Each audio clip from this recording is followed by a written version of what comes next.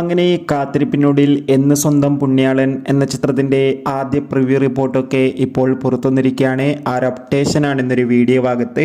വീഡിയോയിലേക്ക് മുൻപേ video like ചെയ്യുക, ചാനൽ സബ്സ്ക്രൈബ് ചെയ്യുക. ജനുവരി മാസം ഇനിയും അങ്ങോട്ട് ധാരാളം ചിത്രങ്ങൾ OTT റിലീസ് ചെയ്യും. നമ്മുടെ ഈ ചാനൽ ഭാഗം പരിശോധിച്ചാൽ നിങ്ങൾക്ക് കാണാൻ വേണ്ടി സാധിക്കുന്നതായിരിക്കും. അർജുൻ അശോകൻ, ബാലു വർഗീസ്, അനശ്വര രാജൻ എന്നൊക്കെ പ്രധാന കഥാപാത്രങ്ങളായി ജനുവരി 9 റിലീസ് ചെയ്യുന്ന ചിത്രമാണ് എന്ന് സ്വന്തം പുണ്യാളൻ. എല്ലാ സിനിമാ പ്രേമികളും ഒരേപോലെ ചിത്രത്തിൻ്റെ ഓരോ അപ്ഡേഷനും അറിയാൻ വേണ്ടി കാത്തിരിക്കുകയാണ്.